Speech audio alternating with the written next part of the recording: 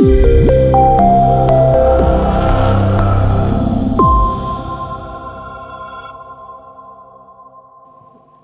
everybody. Dan donated 1.5 minutes for me, so. The ad experience journey. I will start with something very light. How about a quiz, a small, short quiz, audience experiment? I'll ask a few questions, and then we will vote. How was your lunch today? Great. Are you still hungry? OK, so now there will be a word with a missing letter in it, and I will ask to vote for a candidate. So the word is here. Who will vote for soup?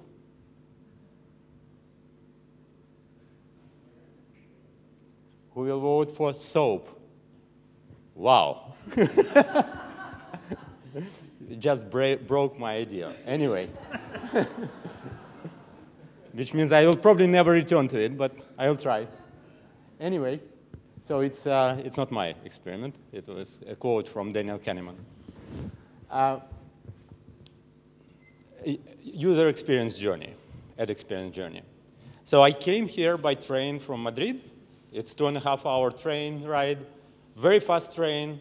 And honestly, I don't remember, except for Cordoba, I don't remember a single station. When I go back tomorrow, I actually will know some, because I will remember the station that we passed by name. I already looked them up. So what it means is that I have to remember, I have to know something in advance, and then I will recall it later. So it is actually the ad experience, the user journey on the campaign.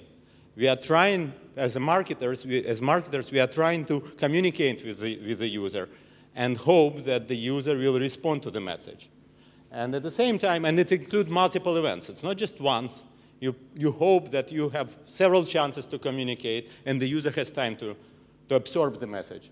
And yet, this picture is kind of counterintuitive. It turns out that on a digital display or video campaign, most users, actually 70% of the typical campaign, are touched only once. And if you look at how long the users have opportunity to see the ad, you will see that many, many users have very short time to see the ad.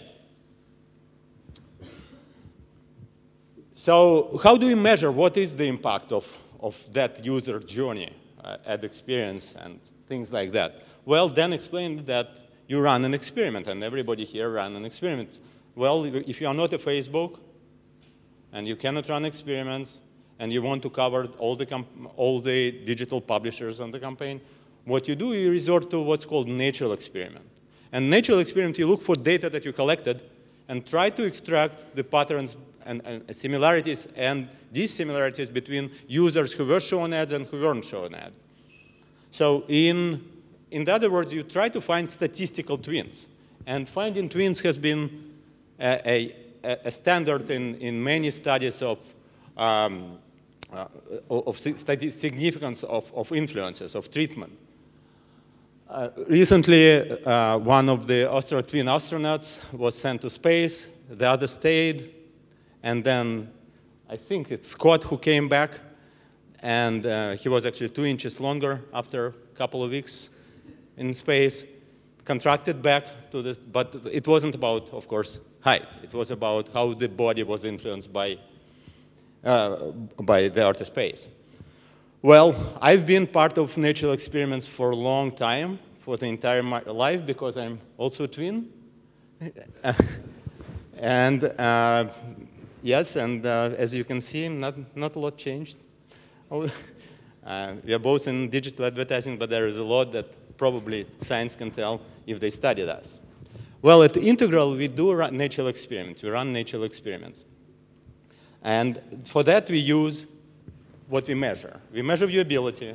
And if the ad doesn't make it to the screen, the user doesn't see it, we still selected the user. Statistically, you can find statistical twin in the population that did see an ad. And so then we organize those groups and measure the difference in response rates, in conversion rates. And that's the lift.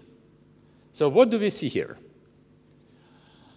So then asked the question, and everybody asked the question more about how we measure it, what the uplift, what the lift. What we want to ask is actually in terms of this journey, what is it about that journey that generates higher or lower lift? How you, as a marketer, what levers do you have to actually change and increase the lift? In particular, we want to ask how many times you've seen the ad, does it influence your user reaction? Does it matter how long you've seen the ad over the journey? And are there any minimal or optimal user exposure levels that lead to the optimal response? So this is a picture that I showed before a couple of days ago. You can see here it's two different campaigns. The pattern is clear.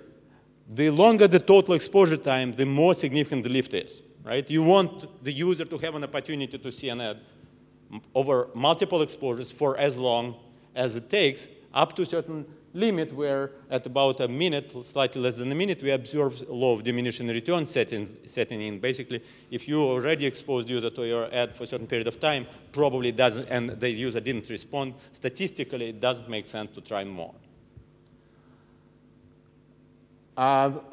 What's even more important is what this period of time that they were exposed to the ad, how long, how many times how you reach that exposure level of, let's say, 15 to 20 seconds. And you can see that it really matters how you get there.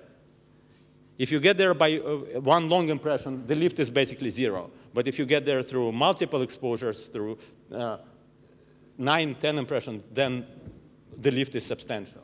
So that's the message, and I didn't return to the quiz. Quiz was actually supposed to prime you. I asked about the food. I thought you would respond with the soup. You respond with the soap. I don't know how to explain it. I will ask some behavioral scientists. I think there is something here too. And finally, I have minus 12 seconds. I wanted to address the question that was in the previous morning panel about the cost. What the fear is that there is first a deficit of high-quality, long impressions on the market, and that's indeed the case. But the strange thing is that the market is still unaware of this actually driving the lift. So you can see that between 1 and 2 seconds, the cost of 1 and 2 seconds impressions and 15, 20 seconds impression, it's a 20% cost difference. And the lift is 300% difference. So we need to embark on this journey and talk to the user and use this as a way to actually influence users. Thank you. Thank you, Kiril.